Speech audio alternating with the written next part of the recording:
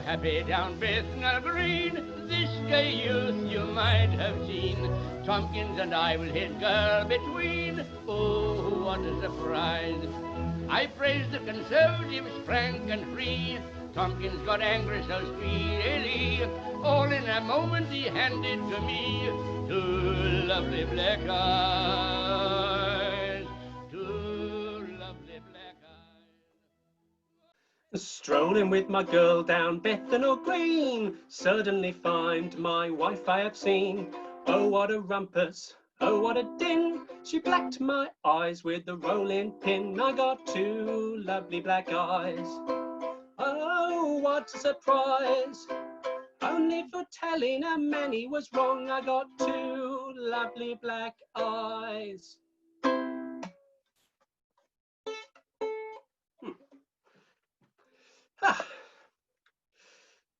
Preface. The chief beauty of this book lies not so much in its literary style or in the extent and usefulness of the information it conveys, as in its simple truthfulness. Its pages form the record of events that really happened. All that has been done is to colour them, and for this, no extra charge has been made. George and Harris and Montmorency are not poetic ideals, but things of flesh and blood, especially George. Now, other works may excel this in depth of thought, other books may rival it in size, but for hopeless and incurable veracity, nothing yet discovered can surpass it. London, August 1889. Three Men in a Boat by Jerome Jerome.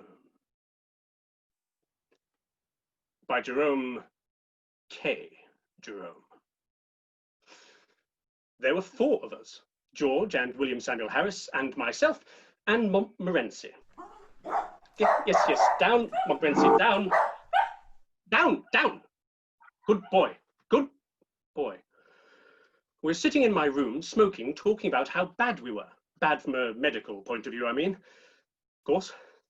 Harris said, I'm getting quite nervous about it. I feel such extraordinary fits of giddiness come over me at times, I hardly know what I'm doing.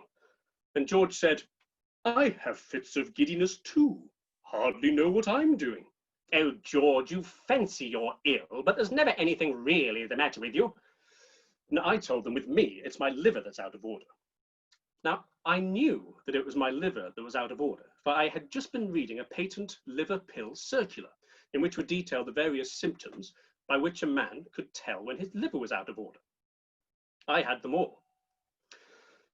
It's the most extraordinary thing, but I never read a patent medicine advertisement without being impelled to the conclusion that I am suffering from the particular disease therein dealt with in its most virulent form. I remember going to the British Museum one day to read up on the treatment for some slight ailment of which I had a touch. Hay fever, fancy it was. I got down the book, and in an unthinking moment, I turned the leaves and idly began to study diseases.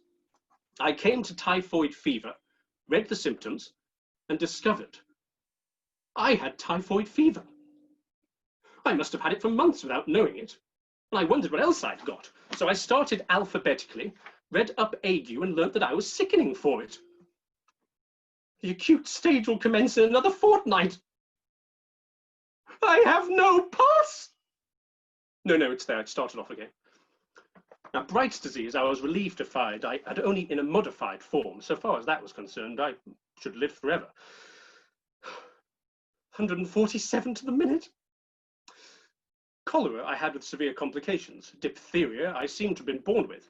Now, I plodded conscientiously through the 26 letters, and the only disease I could find with any certainty I had not got was housemaid's knee. Felt quite hurt about it at first. Why hadn't I got housemaid's knee? How long did I have to live? So I went straight to my medical man. What a doctor wants, I thought, is practice. He shall have me. I went straight up and saw him, and I said, Doctor? Oh, it's you.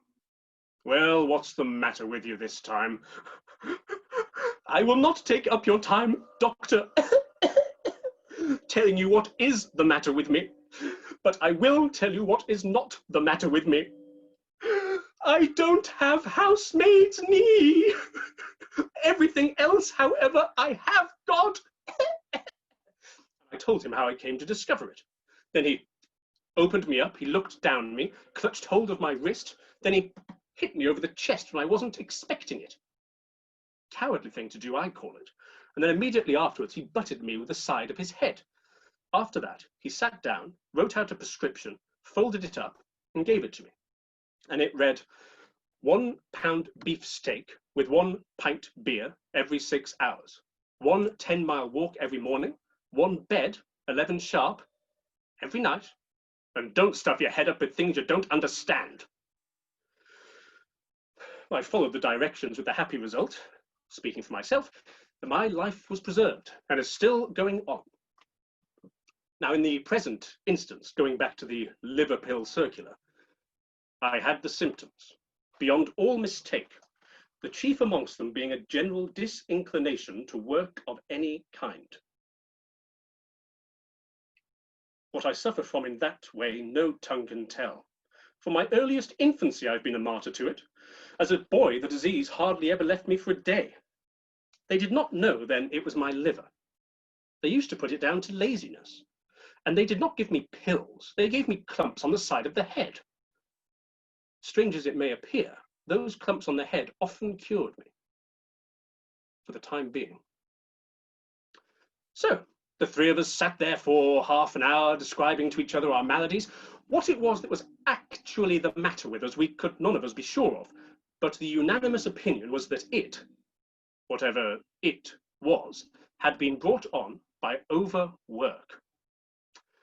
What we want, said Harris, is rest. Rest and complete change, said George. A change of scene and the absence of the necessity for thought will restore the mental equilibrium. I agree, George.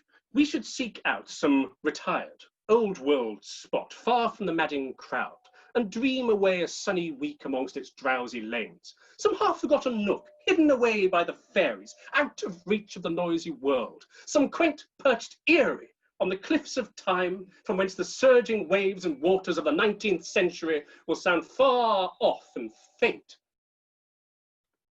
Sounds humpy to me, said Harris. I know the sort of place you mean, where everybody goes to bed at 8 o'clock and you have to walk 10 miles to get your baccy. No, if you want rest and change, you can't beat a sea trip. No, Harris. I objected strongly to a sea trip. Sea trip does you well when you're going to have a couple of months of it, but for a week, it's wicked. Oh, I should be all right, but I feel sure you should both be ill. To myself, it's a mystery how people manage to get sick at sea. People must do it on purpose, from affectation. I've often wished to be seasick, but I've never been able to. Well, for myself, Harris, I said, I've discovered an excellent preventative against seasickness in balancing myself.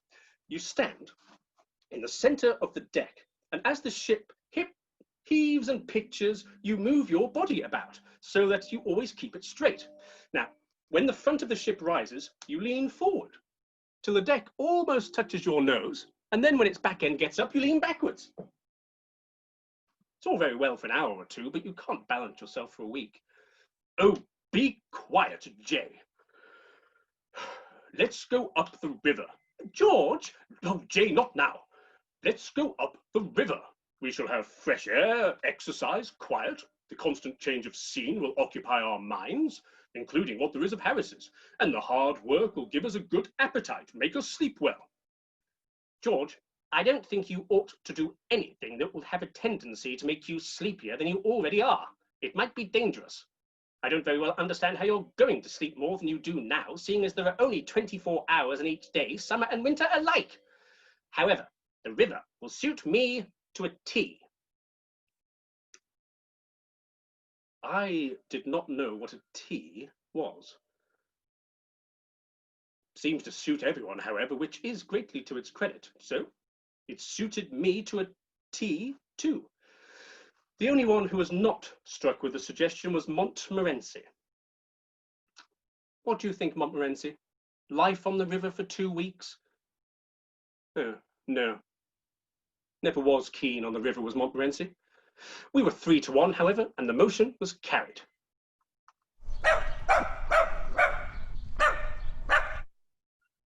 Now, we pulled out maps and discussed plans. We arranged to start the following morning from Kingston, head down to Oxford, back up to Kingston.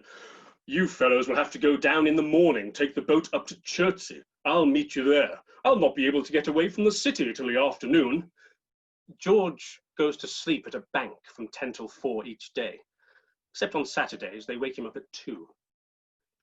Should we camp out or sleep at inns? Well, camp out! Harris, it'll be so wild and free, so patriarchal-like. Picture this, Harris, picture this. Slowly the golden memory of the dead sun fades from the hearts of the cold, sad clouds. Silent, like sorrowing children, the birds cease their song, and only the moorhen's plaintive cry and the harsh croak of the corncrake stirs the awed hush round the couch of waters where the dying day breathes out her last. And then we run our boat into some little nook, and the tent is pitched. How about when it rains? Harris never could be moved. Oh, well, we'll sleep out on fine nights and we'll hotel it, in it and pub it like respectable folks when it's wet or when we feel inclined for a change. Oh, you like that idea, do you, Montmorency? Well, it seems that compromise has been hailed with much approval. No, Montmorency, leave it, leave it. Good boy. Do you know, to look at Montmorency, you would think that he was an angel sent upon the earth, for some reason in the shape of a small fox terrier. But to hang about a stable, collect a gang of the most disreputable dogs to be found in the town, lead them to march around the slums to fight other disreputable dogs is Montmorency's idea of life. Harris said I encouraged him.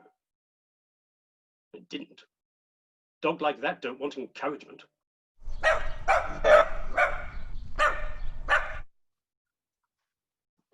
Now, said Harris, the first thing to settle is what to take with us. Now, you get a bit of paper and write down, Jay. You get the grocery catalogue, George. Somebody get me a bit of pencil and I'll make out a list. That's Harris all over, so ready to take the burden of everything himself and put it on the backs of other people. Now, when the list was complete, it was clear that the upper reaches of the Thames would not allow a boat sufficiently large to take the things that we had set down as indispensable. George said, "Do you know, we're on the wrong track altogether. We must not think of the things we could do with, but only the things we can't do without. George, you come out really quite sensibly at times. I call that downright wisdom, not just with regards our present case, but with reference to our trip up the river of life generally. How many people—" Oh, not now, Jay. Oh, let's see, we won't take a tent. We'll have a boat with a cover. Well, it's so much simpler and much more comfortable. Seems a good thought. We must take a rug each, a lamp, some soap, a brush, a comb. Between us, a toothbrush each, a basin, some tooth powder, some shaving tackle, and a couple of big towels for bathing. Oh, it's so pleasant to wake up in a boat in the fresh morning and plunge into the limpid river. I'll get red bathing drawers, I told them. Rather fancy myself in red drawers. Suit my complexion, sir. Oh, there's nothing like a swim before breakfast to give you an appetite. It always gives me an appetite. It is going to make you eat more than you ordinarily eat. I should protest against you having a bath at all. There'd be enough hard work in towing sufficient food for you up against the stream as it is. George, think about this, George. How much pleasanter will it be to have Harris clean, fresh, about the boat, even if we do have to take a couple more hundredweight of provisions? Yes. I withdraw my opposition to Harris's bath. Agreed. And we should take 3 bath towels so as not to keep each other waiting. Agreed. For clothes, 2 shoots of flannel will be sufficient. We can wash them ourselves in the river when they get dirty. Oh, George, have you ever tried washing flannels in the river before? No, not exactly myself like, but I know some fellows who have, and it was easy enough. Harris and I were weak enough to fancy that George knew what he was talking about. We were to learn in the days to come, when it was too late, that George was a miserable impostor who could evidently have known nothing whatever about the matter. Let's see, we should take a change of underthings, plenty of socks in case, we get upset and want to change. Also plenty of handkerchiefs, a pair of leather boots, as well as our boating shoes. We shall want them if we get upset.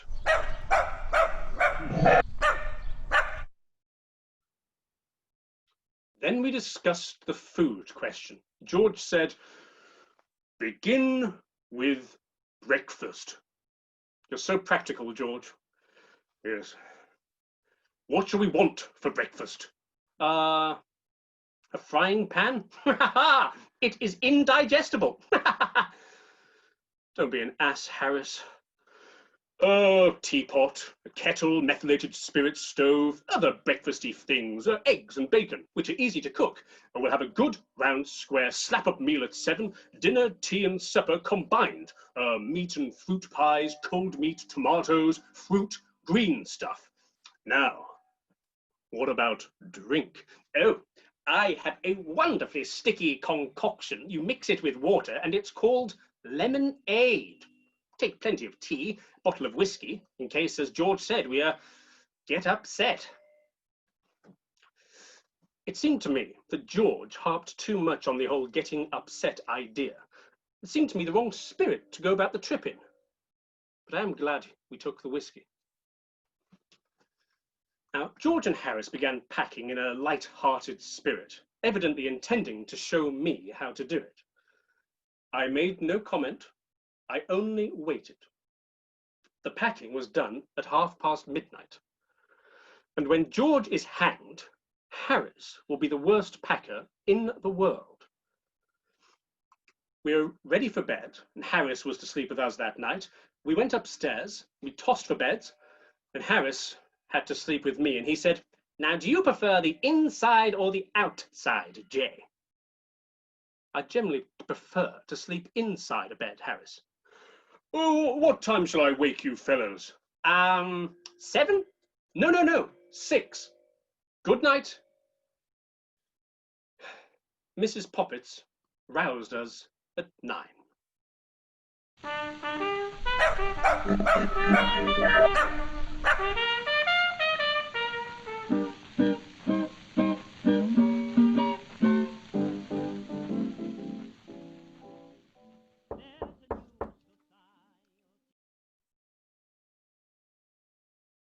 Sir! Sir! Do you know it's nearly 9 o'clock, sir? 9 or what? 9 o'clock. I thought you was oversleeping yourselves. Harris! Harris! Wake up! It's 9 o'clock. 9 or what? I thought you wanted to get up at 6. Well, I did. Why didn't you wake me? Well, how can I wake you when you didn't wake me? Now we shan't be on the water till after 12. I wonder you take the trouble to get up at all. Well, lucky for you I did. If we hadn't woken you, you'd have lain there for a whole fortnight. George! George! Get up, you fat-headed chunk! It's after 9. What? We finished dressing and went downstairs to breakfast. I need my shaving tackle. It's been packed. You'll have to go without shaving. Don't be absurd. How can I go to the city looking like this? It certainly is rather rough on the city. The city will have to lump it. Montmorency had invited 2 other dogs to come and see him off. They were whiling away the time by fighting. One of them, with an umbrella, sat down to chop some cold beef. George got hold of the paper and read us out the boating fatalities and the weather forecast, the latter which prophesied rain, cold, wet to fine, local thunderstorms, bar falling. George, who wants to be foretold the weather? It's bad enough when it comes without our having the misery of knowing about it beforehand. And so George, finding that he had made us as wretched as he could, sneaked the cigarette that I had carefully rolled up for myself, went to work. and Harris and I carted out the luggage on the doorstep and waited for a cab.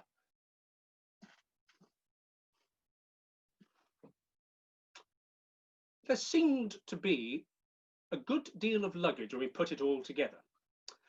There was the Gladstone, the small handbag, the 2 hampers, a large roll of rugs, some 4 or 5 overcoats and macintoshes, a few umbrellas, and then there was a melon by itself in a bag because it was too bulky to go in anywhere, a couple of pounds of grapes in another bag, a Japanese paper umbrella, and a frying pan, which being too long to pack, was wrapped around with brown paper.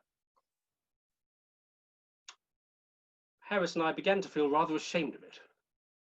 No cab came by, but the street fellows did, got interested in the show, apparently. Hi, ground floor 42's moving. Ho, ho, ho, ho. They're not going to starve, are they? Oh, you'd want a thing or two with you if you was going to cross the Atlantic in a small boat.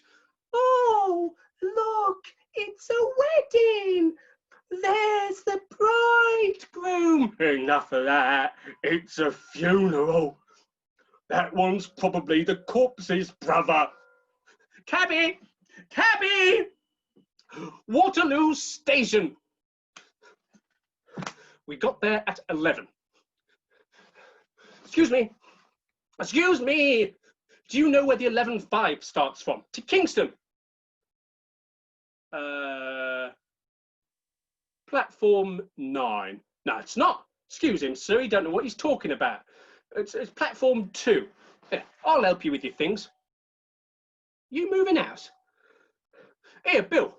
This the right platform for the 11.5, right? Well, I heard a rumour it would go from number 1 platform. That's not right. It starts from the local. Are you sure, sir? Which one of us is the station master? Go upstairs, ask the traffic superintendent if you don't believe me.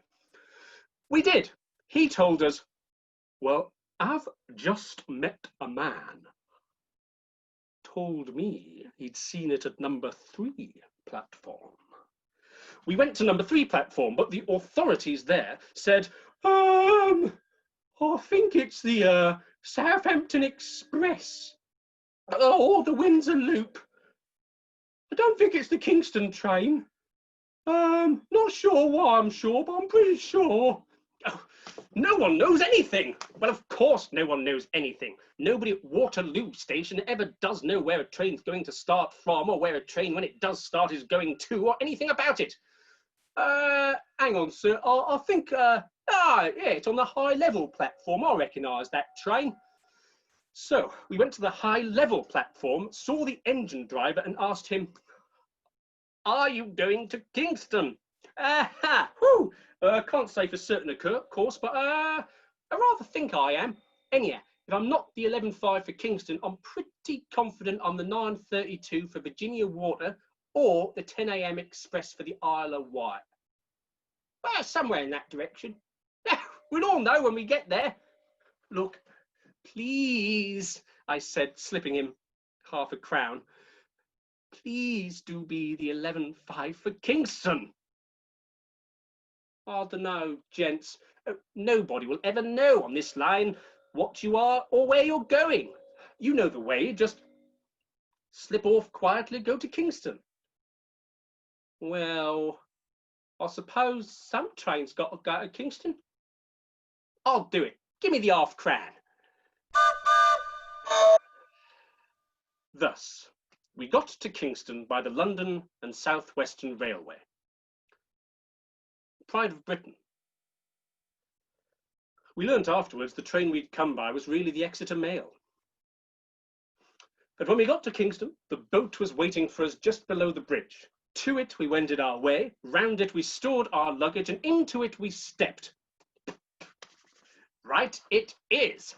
Harris at the sculls, I at the tiller lines, Montmorency unhappy and deeply suspicious in the prow, we shot out onto the waters which for a fortnight were to be our home.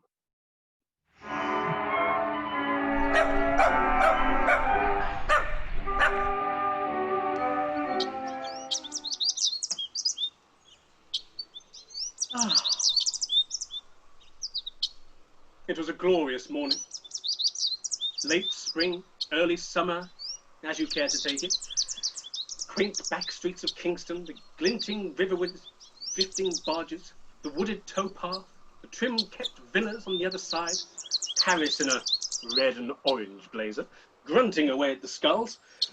It all drew a sunny picture, so bright and calm, so full of life, and yet so peaceful that, early in the day though it was, I felt myself being dreamily lulled off into a musing fit.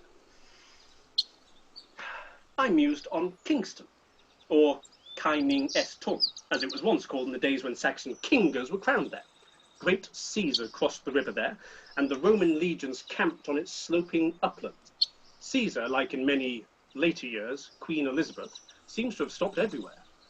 Only he was more respectable than good Queen Bess. He did not put up at the public houses. She was nuts on public houses, England's Virgin Queen. Scarcely a pub within 10 miles of London she does not seem to have looked in at, stopped at, or slept at some time or other. "Hello, what's that for?" I said, for at this point, with a cry, Harris threw away the sculls, got up, left his seat, sat on his back with his legs stuck in the air. "What's that for? Why?" No, on second thoughts, I won't repeat what Harris said. I may have been to blame, I admit it, but nothing excuses violence of expression or coarseness of language, especially in a man who's been carefully brought up, as I know Harris has been. "Why? I've done enough for a time. You take a turn." So I grabbed the sculls and I ran the boat past Hampton Court. Have you ever been in the maze at Hampton Court? No, but I have often thought I should like to. Oh, we can just go in here and I'll show you the way. I've studied it up on a map. It's so simple it seems foolish, hardly worth a tuppence charge for admission. We can just go in here. You can say you've been. It's very simple. Absurd to call it a maze. You keep taking the first turning to the right. We'll just walk around for 10 minutes, then go get some lunch.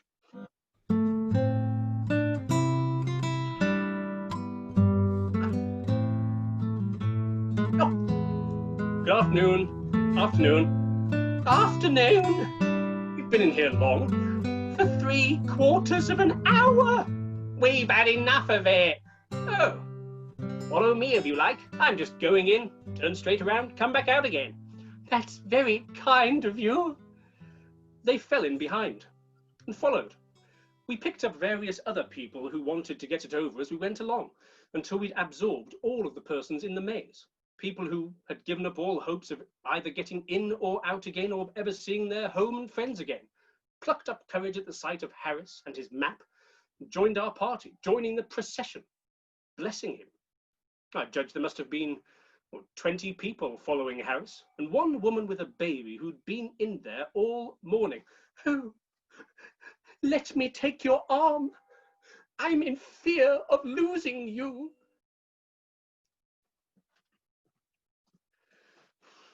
Harris kept on turning to the right, but it seemed a long way. "I suppose it's a very large maze." Oh, it's one of the largest in Europe, yes. Yes, Harris, it must be. We've walked a good 2 miles already. Yes, it is rather strange. Hang on. We passed that halfpenny bun on the ground before. I noticed it there 7 minutes ago. Oh, impossible. Not at all, for I myself had taken that from my child and thrown it down there just before we met you, and now I wish we'd never met you. You're an impostor! No, look, no. I have this map, you see. All you have to do is keep turning to the right. The map might be right enough if you know whereabouts in it we are now. Yes, we're... We came... Look, I don't know exactly. Look, everyone just calm down. Look, the best thing to do, we'll go back to the entrance and begin again. No, you're a fraud. Make him stop, Mummy. Look, let's just go back to the entrance and get out so we can go at the beginning. Agreed? Agreed. And so we turned around, trailed after Harris again in the opposite direction. About 10 minutes more passed. What's this? Harris, we're in the centre. Yeah. In the centre. Sorry. Small accident. Well, you've got something to start from now. We know where we are on the map. And the map was once more consulted. The things seemed simpler than ever, and off we started for the third time. What? Harris, we're back in the centre. After that, we simply couldn't get anywhere else. Whichever way we turned brought us back to the middle. It became so regular at length that some of the people stopped there and waited for the rest of us to take a walk around and come back to them. Let me check the map again. Oh, go curl your hair with it. Jay? Yes, Harris? I can't help but think that to a certain extent, I have become unpopular. Yes, Harris. This map must have been gotten up as a joke. It's misleading. It's not at all like the real thing. Where's the keeper? We'll never get out. Keeper! Keeper! The maze keeper climbed up a ladder outside and shouted down, "Hey, what's all this? Eh? What's all this noise? We can't get out!" He shouted out directions to us, but by this time our heads were in such a confused whirl, we're incapable of grasping anything. You lot down there, you come this way. You lot go, you... No, not you lot. You lot go, you... No, where you... I'll come in, I'll get you. We huddled where we are until he came and found us. Oh, thank you. You saved us. As we departed from the maze, Harris said, I think that was an excellent maze so far as I'm a judge. Agreed, Harris. We'll have to get George to go in on our way back.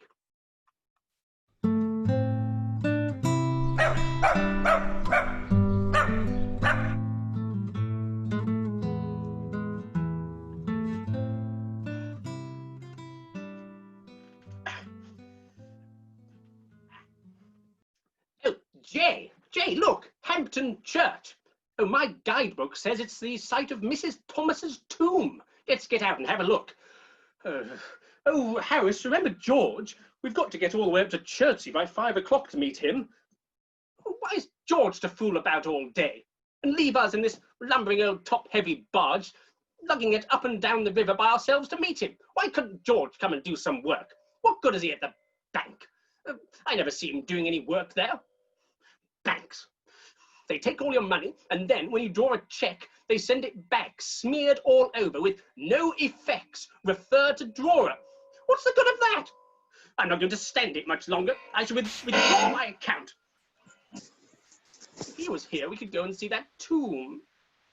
I don't believe he is at the bank at all. He's larking about somewhere. That's what he's doing, leaving us to do all the work. I'm going to get out and have a drink. Harris, we're miles from a pub. No! And what good is the river if everyone's to come here is to die of thirst? It's always best to let Harris have his head when he gets like this. He soon burns himself out and is quiet afterwards. And I reminded him, there's a concentrated lemonade jar in the hamper and a gallon jar of water in the nose of the boat. The two only want mixing together for a cool and refreshing beverage. Lemonade, ginger beer, raspberry syrup, they're Sunday school slops. They're the produce dyspepsia, and they're the ruin the body and soul alike. They cause half the crime in England. I must drink something.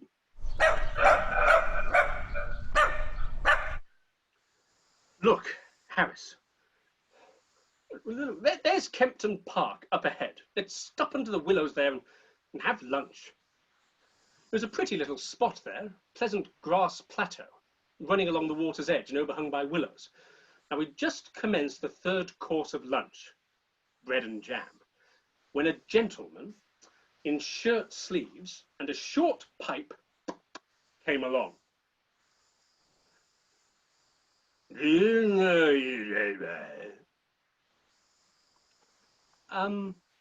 I'm so sorry, I couldn't, do you mind repeating that?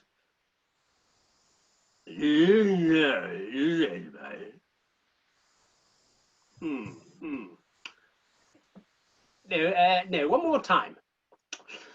Do you know you're trespassing? Oh, trespassing. Well, no, we hadn't given the matter sufficient consideration as yet to enable us to arrive at a definite conclusion on that point. If you assure us, with your word as a gentleman, that we are trespassing, we will, without further hesitation, believe it. You're trespassing! Thank you.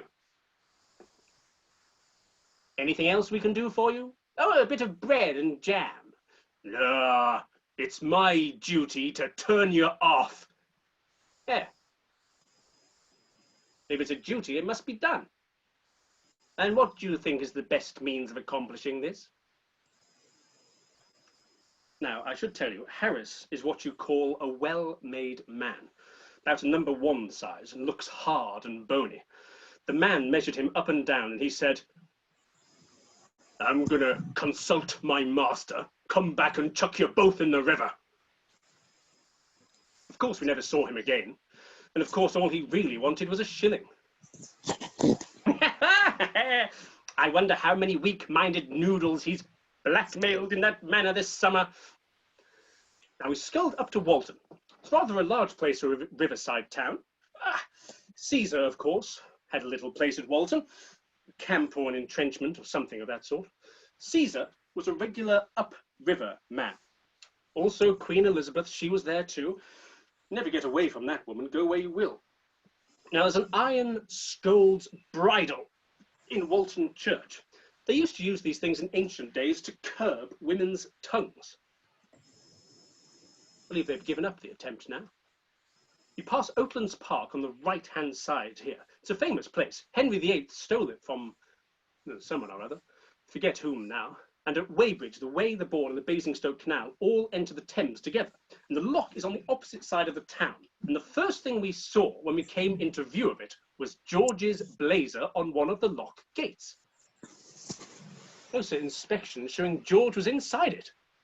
Montmorency sent up a furious bark. I shrieked, George! Ahoy! Hello, you fellows! George! Ahoy! Ha-ha! Hello! George! The lockkeeper rushed out at the noise with a drag, under the impression someone had fallen into the lock. He seemed annoyed, finding no one had. George had a rather curious oilskin-covered parcel in his hand. It was round and flat at one end, with a long, straight handle sticking out of it. Hello? What have you got there, George? A frying pan? No, they're all the rage this season. Everyone's got them up the river. It's a ukulele. I never knew you played the ukulele. Oh, no, not exactly myself like, but it's very easy, they tell me, and I've got an instruction booklet. Well, I can sing a comic song, you know. No, House. Oh, just a quick one. Let's see. Now, how I came to get this hat is very strange and funny. My grandfather died, left to me his property and money. When the will was read out, he told me straight and flat, if I'm to have his money, I must always wear his hat. Where did you get that hat? Where did you get that tile? Isn't it a knobby one in just the proper style? I should like to have one just the same as that.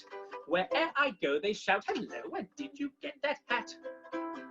If I go to the opera house in the opera season, someone's sure to shout at me without the slightest reason. If I go to the Chowder Club to have a jolly spree, there's someone in the party who is sure to shout at me. Where did you get that hat? Where did you get that tile? Isn't it a knobby one in just the proper style? I should like to have one just the same as that. Where'er I go, they shout, hello, where did you get that hat? Where'er I go, they shout, hello, where did you get that hat? Yes, thank you, Harris.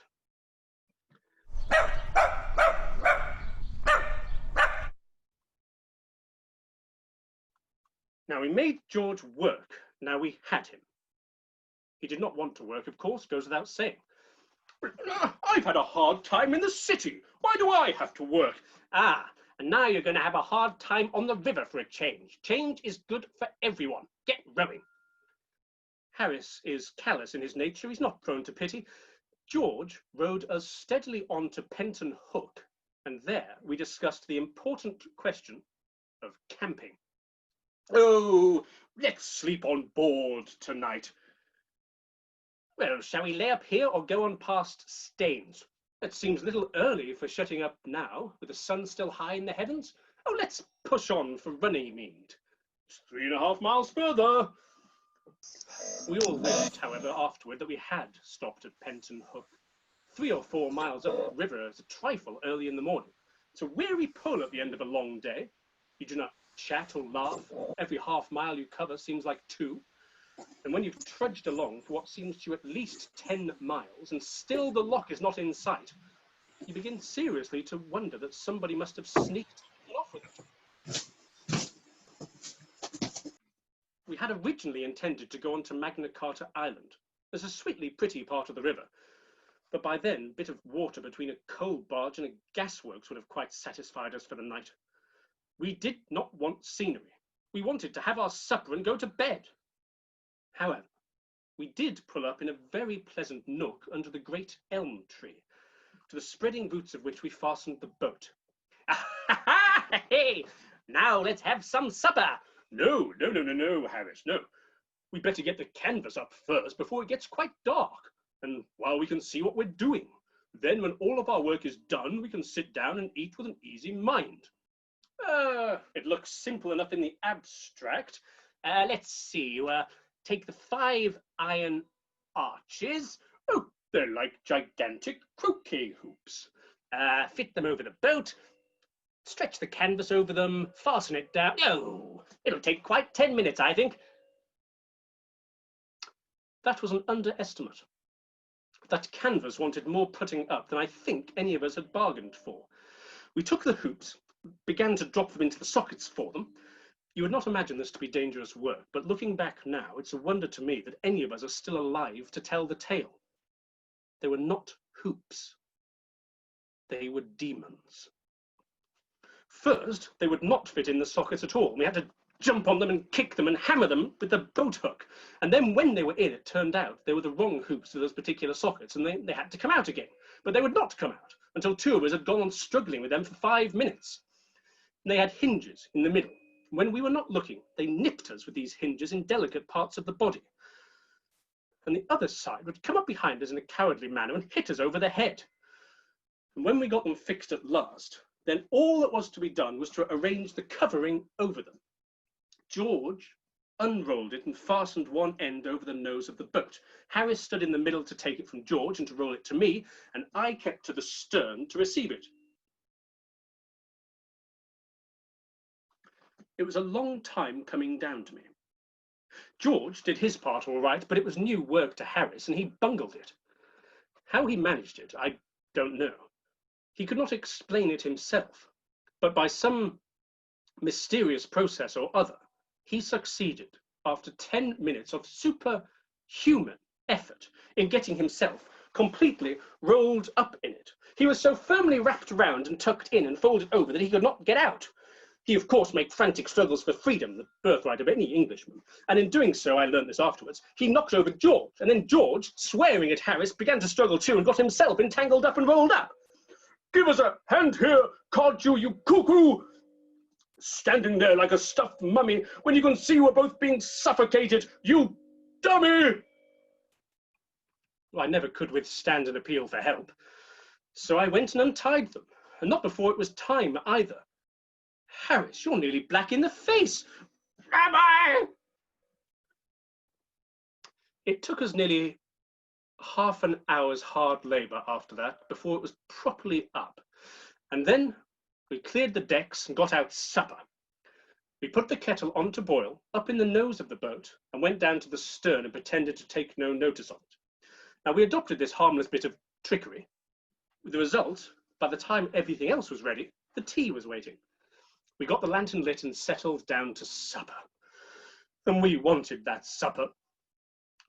For 35 minutes, not a sound was heard throughout the length and breadth of the boat save the clank of cutlery and crockery and the steady grinding of 4 sets of molars. At the end of 35 minutes, Harris said, "Ah." 5 minutes after that, George said, "Oh," too, and threw his plate out onto the bank. 3 minutes later than that, Montmorency gave the first sign of contentment that he had exhibited since we'd started, rolled over on his side, spread his legs out, and I said, "Ah."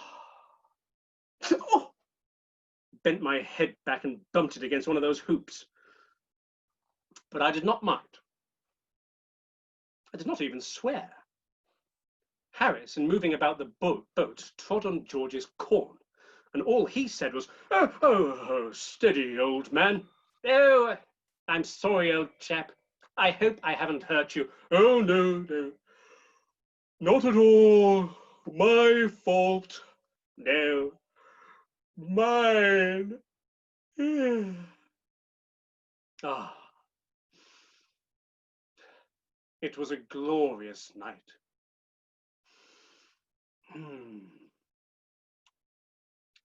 Good night, you fellows. Yeah.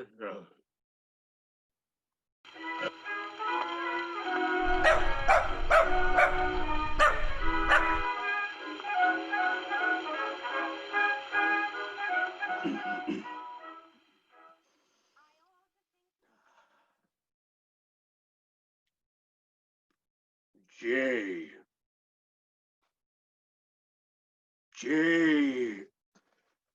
Go to sleep, George. I can't. What time is it? About 6. Go to sleep, George. Now I can't sleep. There's no earthly necessity for our getting up for another 2 hours at the very least. Yes, I'm sorry, Jay, I'm sorry. Getting up now is an utter absurdity. Good night.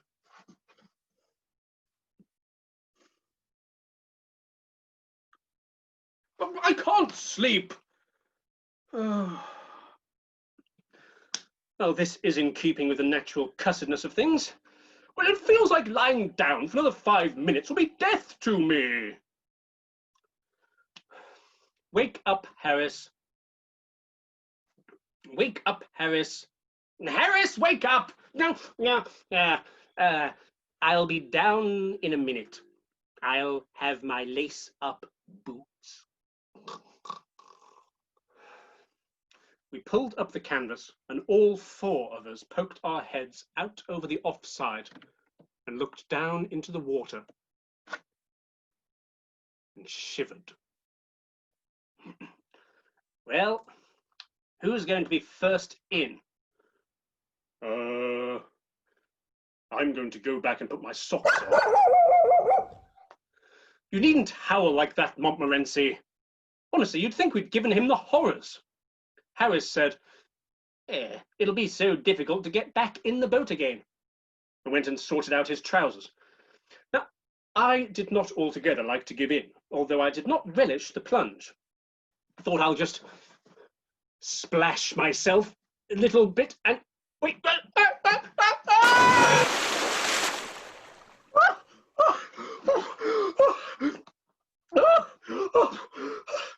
By Jove, old Jay's gone in.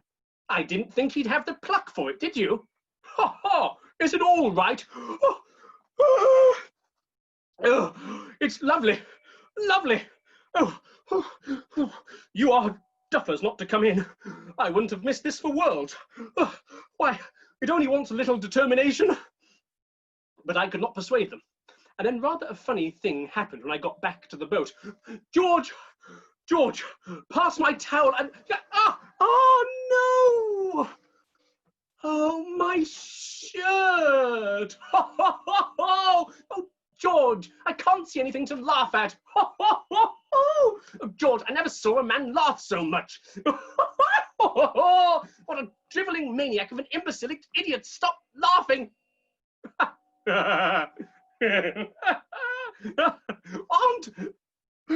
Aren't you going to get it out? Oh, George, it's not my shirt. It's yours. What? You silly cuckoo! Why the deuce can't you get changed on the bank? You're not fit to be in a boat, you're not. You cuckoo! Give me the hitcher. I never saw a man's face change from lively to severe so suddenly in all my life before.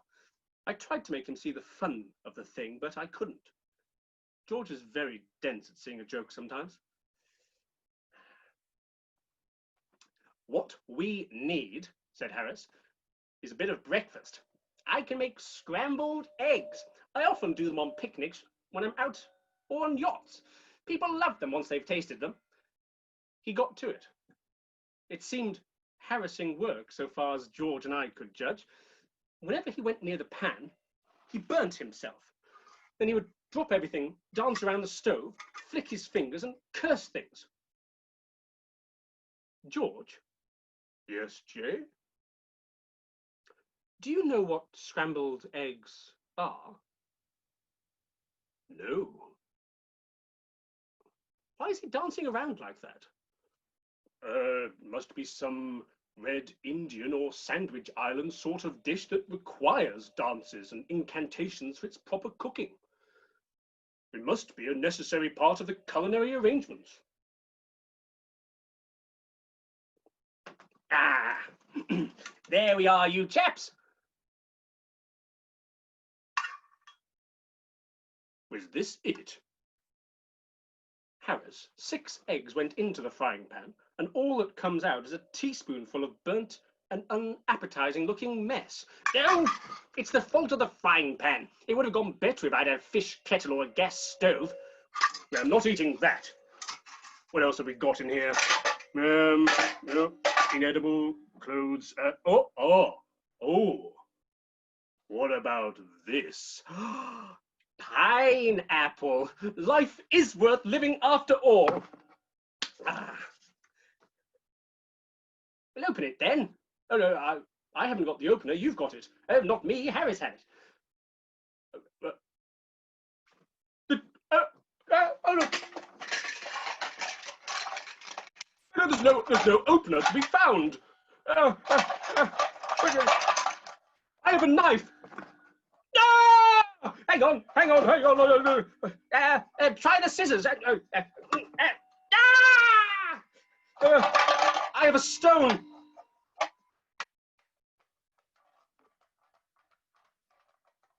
Stop mocking us!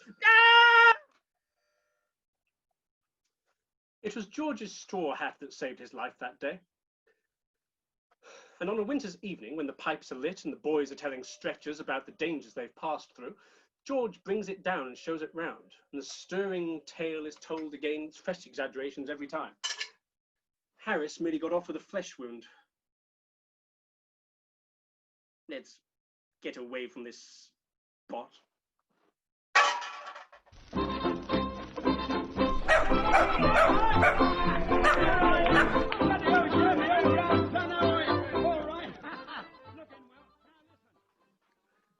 We were to pass Runnymede that morning.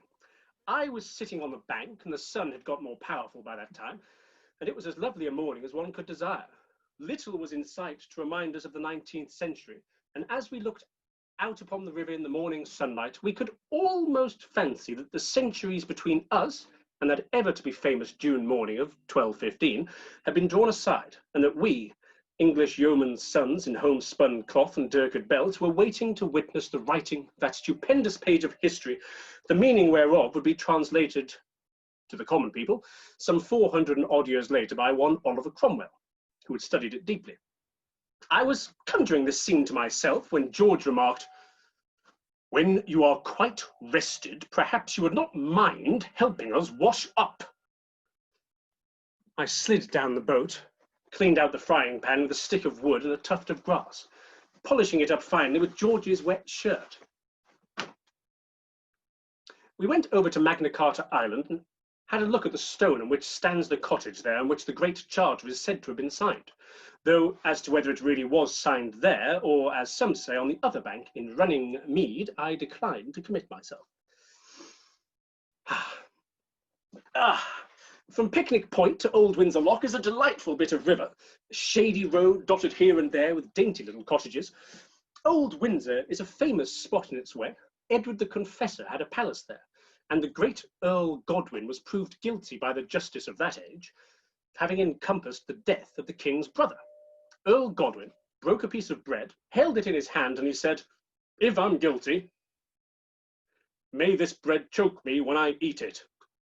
He put the bread into his mouth, it choked him, and he died.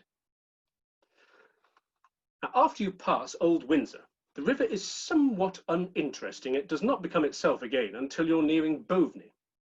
George and I rode past Home Park, which stretches along the right bank from Albert to Victoria Bridge, and we passed Datchet. Nothing exciting happened. We tugged a little steadily below Monkey Island, rode on, didn't pause till we reached Maidenhead. We went through Maidenhead quickly and then eased up and took leisurely the grand reach beyond Boulters and Cookham Locks. Clevedon Woods, in its unbroken loveliness, is perhaps the loveliest stretch of all the river, and lingeringly we slowly drew the little boat away from its deep peace. We pulled up in the backwater, just below Cookham, had tea, and when we were through the lock, it was evening. What's that? George, I'm in the middle of a story. Quiet, Jay, quiet. I felt it too. What? Shh. You'll scare it away. Oh, yes. The wind. That's more than a little wind. That's a good, stiff breeze. Blowing in our favour for a wonder. Shh. Quiet, House, quiet. Don't let it hear you. Get the sail up quickly before it finds out.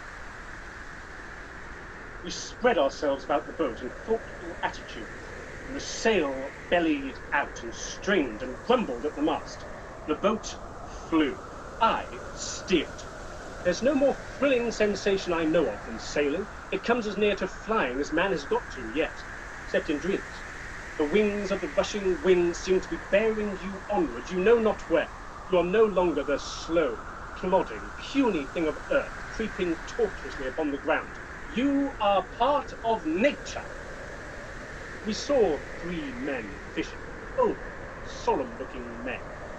They sat on 3 chairs in a punt, watched intently their lines, and the red sunset threw a mystic light upon us.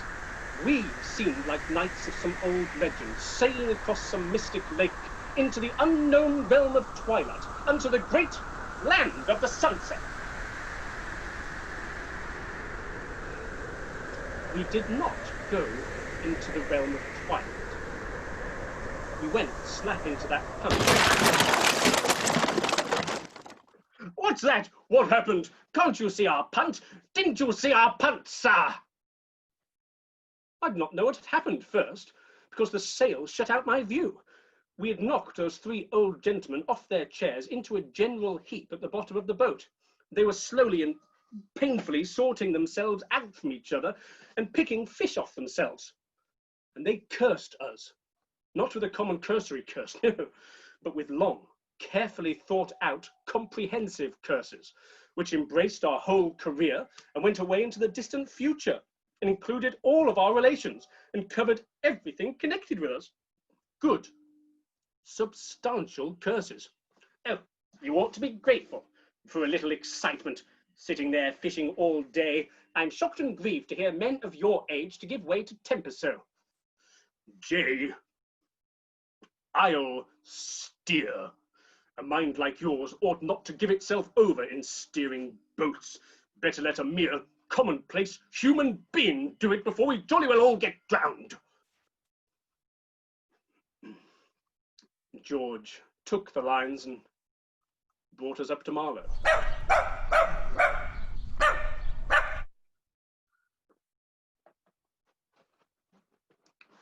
Marlow is one of the pleasantest river centres that I know of. In the shattered bridge of time, our fancy travels back to the days when Marlow Manor owned Saxon Algar for its lord, ere conquering William gave it to Queen Matilda. Down to Cookham, past Quarry Woods, to the meadows is a lovely reach. Halfway up the backwater, we got out and lunched. We caught a breeze after lunch, which took us gently past Wargrave and Shiplake, mellowed in the drowsy sunlight of a summer's afternoon. We got out at Sonning.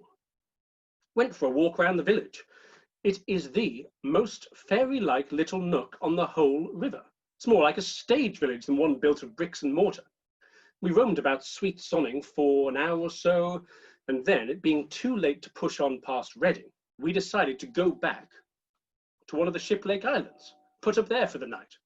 Now, it was still early when we got settled, and George said, "Oh, as we have plenty of time, it'll be a splendid opportunity to try a good slap-up supper. I'll show you what can be done up the river in the way of cooking, with the vegetables and the remains of the cold boiled beef and general odds and ends. We can make an Irish stew." George gathered wood and made a fire. Harris and I started to peel potatoes. I should never have thought that peeling potatoes was such an undertaking. And by the time we'd got all of the peel off and the eyes out, there was no potato left. It's about the size of a peanut. "No, no, no, no, no, no. Oh, you're wasting them. Oh, you'll have to scrape them." So we scraped them. It's harder work than peeling. And George said, "Ugh, God, it's absurd to have only 4 potatoes in an Irish stew. Put the cabbage in." What about these peas?" Yeah, in they go." There seems a lot of room to spare. What else is in the hampers? There's half a pork pie, a bit of cold boiled bacon. In they go. There's half a tin of potted salmon. In.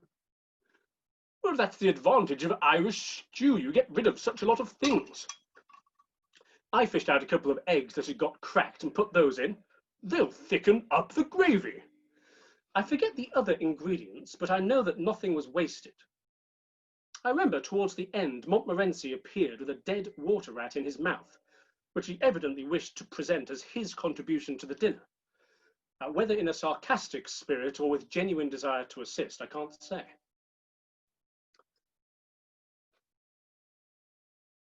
I don't think I have ever enjoyed a meal more.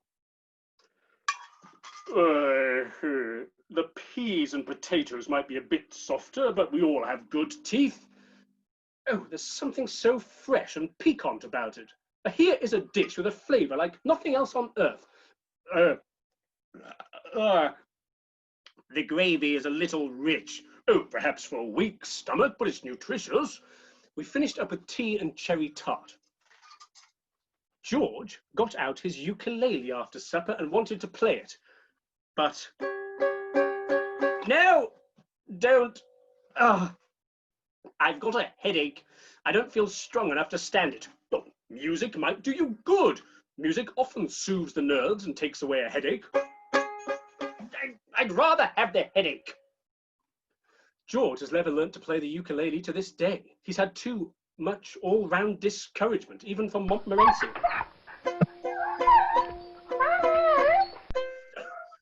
What does he want to howl like that for when I'm playing?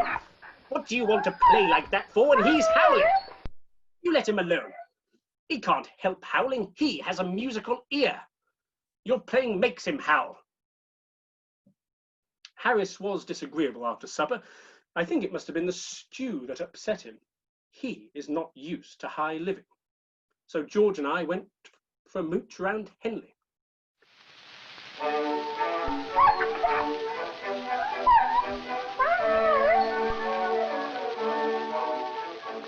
I was told I had a funny face, so I gave notice that... Now we came in sight of Reading about 11. The river is dirty and dismal there. One does not linger in the neighbourhood of Reading. The town itself is a famous place, dating back from the dim days of King Ethelred, when the Danes anchored their warships in the Kennet, and they started to ravage all the land of Wessex from Reading. And there it was that Ethelred and his brother Alfred fought and defeated the Vikings, Ethelred doing the praying, Alfred the fighting. In later years, Reading seems to have been regarded as a handy place to run down to when matters were becoming unpleasant in London. Parliament generally rushed off to Reading whenever there was a plague on in Westminster, and in 1625 the law followed suit, and all the courts were held at Reading. Must have been worthwhile having a mere ordinary plague every now and then in London to get rid of both the lawyers and the Parliament. The river becomes very lovely from a little above Reading.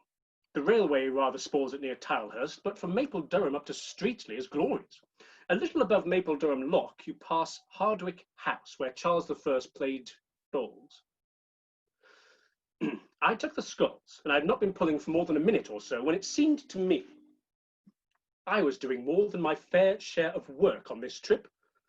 I was beginning to feel strongly about it. And it always does seem to me that I'm doing more work than I should.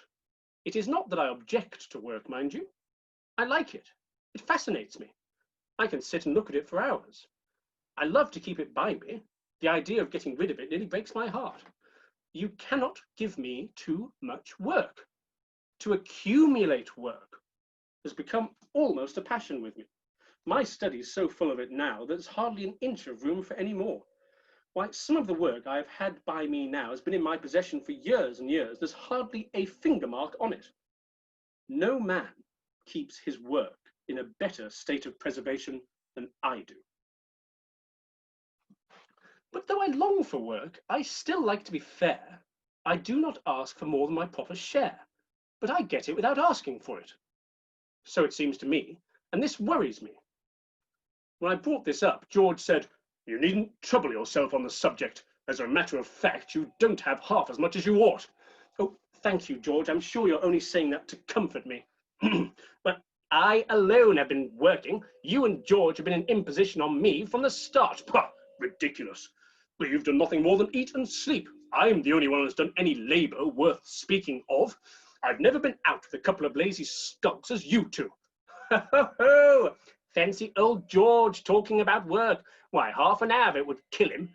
Have you ever seen George work? Never have. Most certainly not since we started this trip.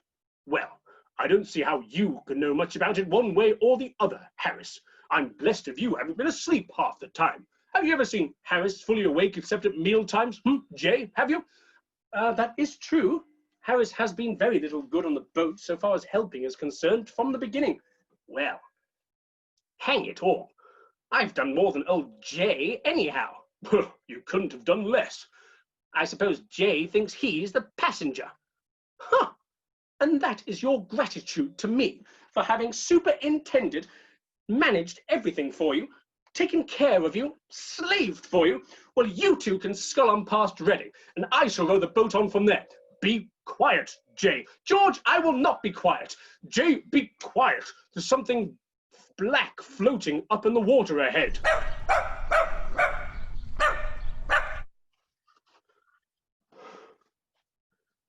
George leaned over as we neared it and got hold of it.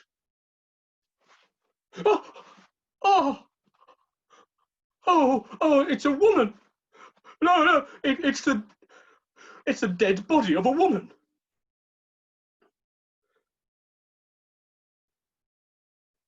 It lay very lightly on the water, and the face was sweet and calm. It was not a beautiful face. It was too prematurely aged looking, too thin and drawn to be that. But upon it was that look of restful peace that comes into the faces of the sick, sometimes, when at last the pain has left them. We found out the woman's story afterwards, and of course it was the old, vulgar tragedy. She had loved and been deceived, or had deceived herself. Anyhow, she had sinned. Some of us do, now and then. And her family and friends, naturally shocked and indignant, had closed their doors against her. Left to fight the world alone, with the millstone of shame about her neck, she had sunk ever lower and lower. For a while, she had kept both herself and the child on the 12 shillings a week that 12 hours drudgery a day procured her, paying 6 shillings out for the child and keeping her own body and soul together on the remainder. 6 shillings does not keep the body and soul together very unitedly. And I suppose the dull monotony of it all stood out before her eyes plainer than usual. She made one last appeal to friends, but against the chill wall of their respectability, the voice of the erring outcast fell unheeded. And then she had gone to see her child, and had held it in her arms and kissed it in a weary, dull sort of way, and without betraying any particular emotion of any kind, she'd left it. after putting into its hand a penny box of chocolates she had bought it. And afterwards, with her last few shillings, had taken a ticket and come down to Goring. And she'd wandered about the woods by the river's brink all day, and then, when evening fell and grey twilight spread its dusky robe upon the waters, she had stretched out her arms to the silent river, and the old river had taken her into its gentle arms, and had laid her weary head upon its bosom, and hushed away the pain. Thus she had sinned in all things, sinned in living and in dying. Oh, God help her. And any other sinners, if any more there be. Goring upon the left bank, Streatley upon the right, are both, or either, charming places to stay for a few days, and the reaches down to Pangbourne and the country round about is full of beauty. We had intended to push on to Wallingford that day, but we left our boat at the bridge and went up to Streatley and lunched at the Bull, much to Montmorency's satisfaction.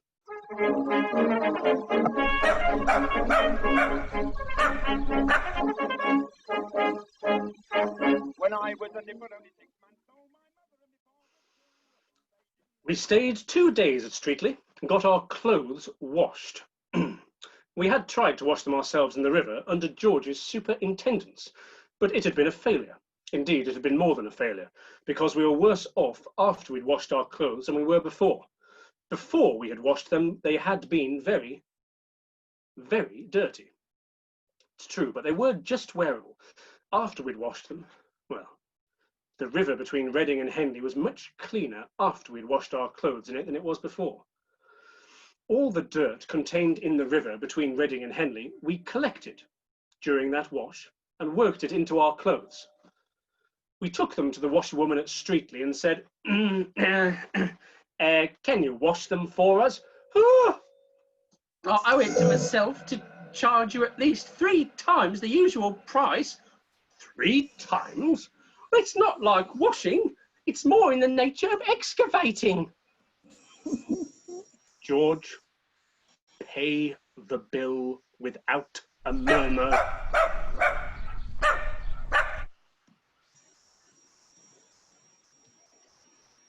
We left Streatley early next morning and pulled up in Culham, slept under canvas in the backwater there. From Cleve you get a stretch of 6.5 miles without a lock. I believe this is the longest uninterrupted stretch anywhere above Teddington, and the Oxford Club make use for it with their trial 8s. From Wallingford, 6 miles above Streatley, up to Dorchester, round Clifton Hampton, wonderfully pretty village. We were up early the next morning as we wanted to be in Oxford by the afternoon. Surprising how early one can get up when camping out. One does not yearn for just another 5 minutes, nearly so much, lying wrapped up in a rug on the boards of a boat with a Gladstone bag for a pillow as one does in a feather bed. We'd finished breakfast and we're through Clifton Lock by 8:30. From Clifton to Culham, the landscape improves. At Abingdon, the river passes by the streets. It's quiet, respectable, eminently respectable, clean, and desperately dull. Ah, it says here in my guidebook, at St Nicholas Church in Abingdon, there's a monument to John Blackwall and his wife Jane, who both, after living a happily married life, died on the same day, the very same day, August 21st, 1625. And in St Helen's Church, it is recorded that W. Lee, who died in 1637, had in his lifetime issued from his loins 200, lacking but 3. If you work this out, you'll find Mr. W. Lee's family numbered 197. It says that in your book? No need to stop and look at it then. Keep rowing. From Abingdon to Newnham Courtney is a lovely stretch. Newnham Park's well worth a visit. Where are we, Jay? Sanford Lasher. What are those chaps doing over there? Diving off the steps of that obelisk? I don't know, it looks like a good diving board. How are you chaps? Why are you diving off there? Oh, yeah. The obelisk, it says the undercurrent's strong. Yeah. Yeah, it says 2 people have drowned here already. Yeah. We're trying to find out if it's really dangerous. Yeah. Oh. Good morning. We passed through Iffley Lock and the mill at about 12:30, and then, having tidied up the boat, made all ready for landing. We set to work on the last mile. Between Iffley and Oxford is the most difficult bit of river I know. And I said, Harris, George, your turn, I think.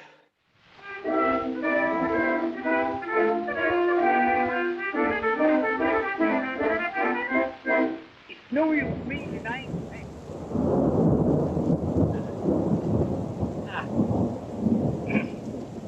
Rain.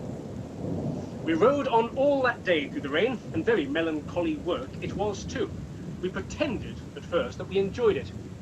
It is a change. It's nice to see the river under all its different aspects. We cannot expect to have it sunshine all the time, nor should we wish it. And nature is beautiful, even in her tears. Come on, Harris. Oh, look at old George stuck under that umbrella. He's taking it a bit more soberly. Oh, hoist the cover up, keep it up. Well, leave a little space in the bow, or we shan't be able to paddle or keep a lookout.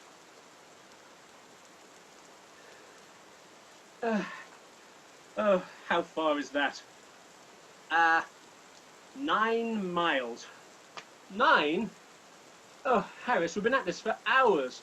Oh, let's pull up here for the night. We were a little below Day's Lock. I cannot honestly say we had a merry evening. The rain poured down with quiet persistency. Everything in the boat was damp and clammy. Supper was not a success. Cold...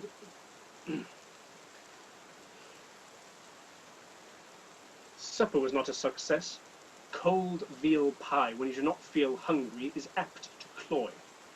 Oh, what I wouldn't give for soles and white sauce. Here, Montmorency, have the remains of my pie. No? Well, not even the dog will eat it. Oh, no need to look insulted, dog. Fine, go and sit over that end by yourself.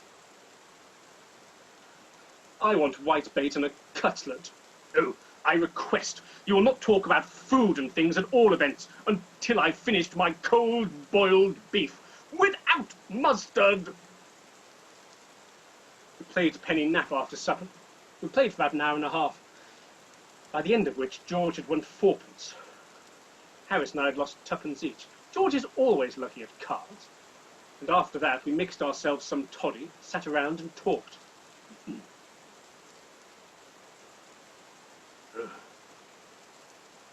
I knew a man once.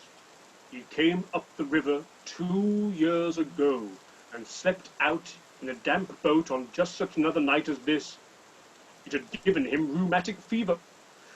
Nothing was able to save him. He died in great agony 10 days afterwards. He was quite a young man. He was engaged to be married. It was one of the saddest things I've ever known.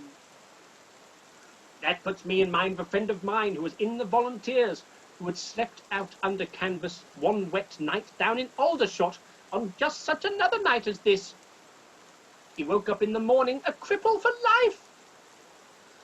Oh, I'll introduce you to the man when we get back to town. It will make your hearts bleed to see him. And this naturally led to some pleasant chat about fever, sciatica, chills, lung disease and bronchitis. How very awkward it would be if one of us was taken seriously ill in the night, seeing as how far away we are from a doctor. George, we need something frolicsome. Get out your ukulele. Can you give us a comic song? It was a weak moment. And I will say this for George. He did not want any pressing. There was no nonsense about, oh, I've left my music at home, or anything of that sort. He at once fished out his instrument and commenced to play Two Lovely Black Eyes. See, two lovely black eyes, Oh, what a surprise! Only for telling a man you... Harris sobbed like a child. The dog howled that I thought his heart or his jaw must surely break. There being nothing else to do, we went to bed. That is, we undressed ourselves and tossed about the bottom of the boat for some 3 or 4 hours, after which we managed to get some fitful slumber until 5 a.m. Then we all got up and had breakfast. The next day was exactly like the first. The rain continued to pour down, and we sat wrapped up in our mackintoshes underneath the canvas and drifted slowly down. Ah, I care not for the rain, not I! And at one point we were all agreed, well, come what may, we should go through this job until the bitter end. Yes, we came out for a fortnight's enjoyment on the river, and a fortnight's enjoyment on the river we mean to have, if it kills us. Well, that would be a sad thing, Harris. Oh, to give in to the weather in a climate such as ours would set a most disastrous precedent. And it's only 2 days more. We're young and strong. We might get over it all right. Oh, look, let's paddle on to Pangbourne and put up there for the night. Oh, another jolly evening.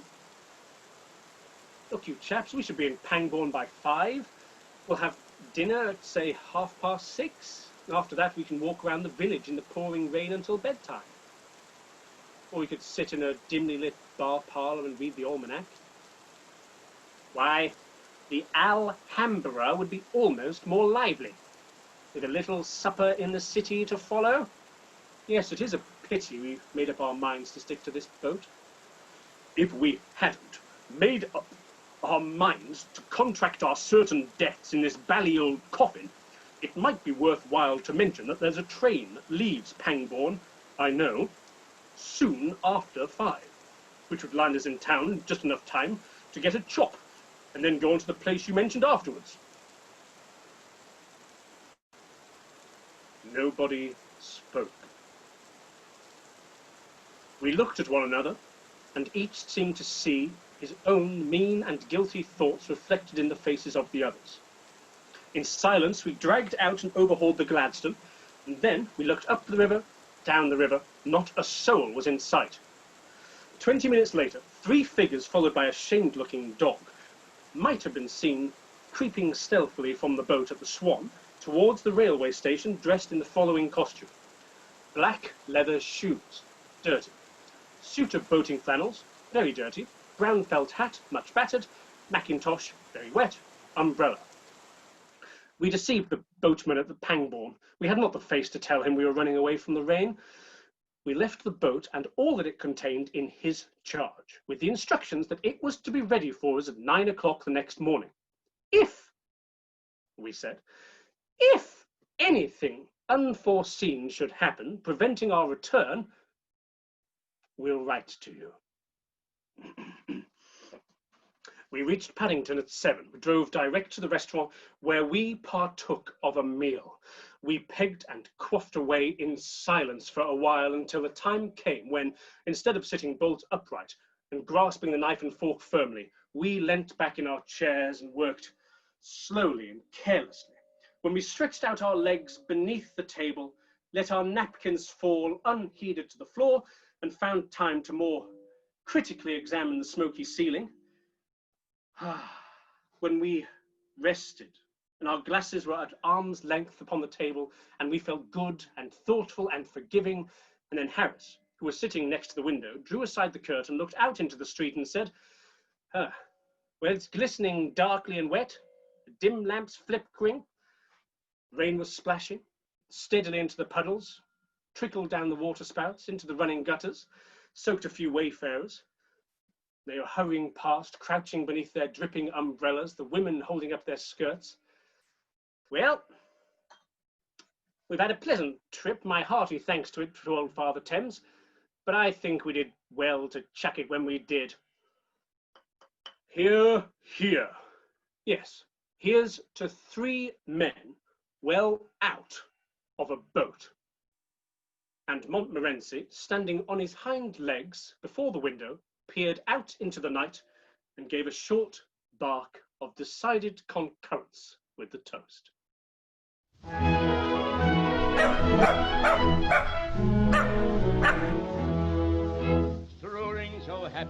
You have been listening to Three Men in a Boat, to say nothing of the dog, by Jerome K Jerome.